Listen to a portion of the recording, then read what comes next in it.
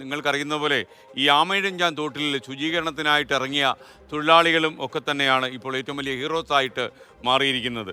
അപ്പോൾ ആരെ രക്ഷിക്കാനും ഏത് കുത്തൊഴുക്കിലും അതിസാഹസികമായി ഇറങ്ങുന്നവരാണ് നമ്മുടെ അഗ്നിരക്ഷാ സേനയും അതേപോലെയുള്ള ആളുകളും. അവരാണിപ്പോൾ നാടിൻ്റെ റിയൽ ഹീറോസ്. ജീവൻ പണയപ്പെടുത്തിയാണ് മാൻഹോളിലേക്കൊക്കെ തന്നെ അവർ നീന്തി ചെല്ലുന്നതും രക്ഷാപ്രവർത്തനം നടത്തുന്നതും നമുക്കറിയാം. പക്ഷേ അവരുടെ പരിരക്ഷയുടെ കാര്യം നിങ്ങളൊക്കെ അറിയുമെന്നറിയില്ല, വട്ടപൂജ്യമാണ്. അപ്പോൾ പ്രത്യേക ഇൻഷുറൻസോ അതല്ലെങ്കിൽ ഡ്രൈ സ്യൂട്ടോ ഒന്നും അവർക്കില്ല ശരിക്കും. അതിനു പുറമെ പോലീസ് ക്യാൻറ്റീനിൽ നിന്ന് ഇതുവരെ ലഭിച്ചിരുന്ന ഒരു നികുതികളുണ്ടായിരുന്നു, അതും ഈ അടുത്തിടെ സർക്കാർ റദ്ദാക്കിയെന്നാണ് ഇവർ പരാതി പറയുന്നത്. അവരുടെ ഇപ്പോഴത്തെ അവസ്ഥയിലേക്ക് നമ്മളൊന്ന് കണ്ണാടി പിടിക്കുന്നു.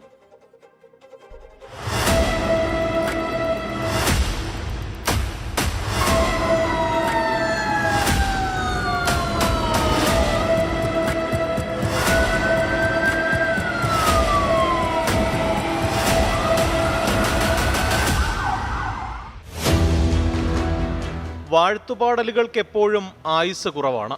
അഭിനന്ദനങ്ങൾക്കപ്പുറം ആവശ്യങ്ങൾ തിരസ്കരിക്കപ്പെടും. അതിനുദാഹരണമാണ് കേരളത്തിലെ അഗ്നിരക്ഷാ സേന. ആമയിഴഞ്ചാൻ തോട്ടിൽ ജോയിക്കായി നടത്തിയ സമാനതകളില്ലാത്ത തിരച്ചിലും ചിറ്റൂരിലെ കുത്തൊഴുക്കിൽ ജീവൻ പണയപ്പെടുത്തി നടത്തിയ രക്ഷാപ്രവർത്തനവും കേരളം കണ്ടതാണ്.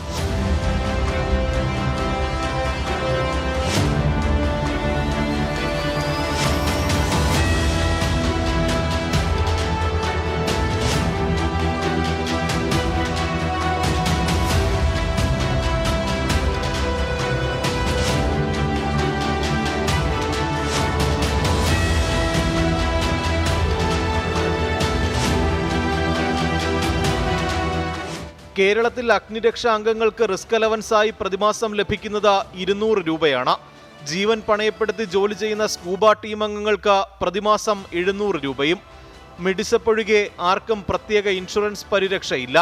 മറ്റു സംസ്ഥാനങ്ങളിൽ വെള്ളം അകത്ത് കയറാതെയുള്ള ഡ്രൈ ഡേ സ്യൂട്ട് ഉപയോഗിക്കുമ്പോൾ ഇവിടെ ഇപ്പോഴും വെറ്റ് സ്യൂട്ടാണ്, തീർന്നിട്ടില്ല.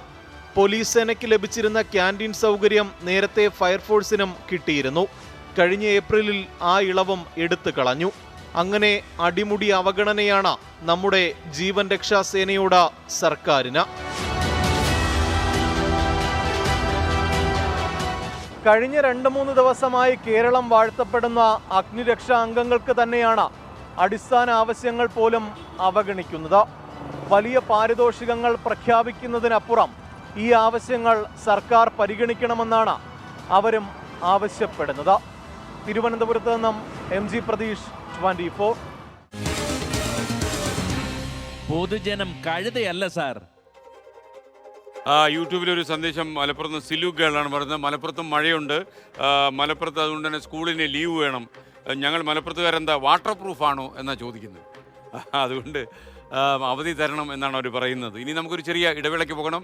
ബ്രേക്ക് കഴിഞ്ഞാൽ നമുക്ക് പ്രചോദനമാകുന്ന വിഷയത്തിലേക്ക് ആയിരിക്കും കടക്കുക. Be positive. അപ്പോൾ നമുക്ക് ആദ്യം ബ്രേക്ക്.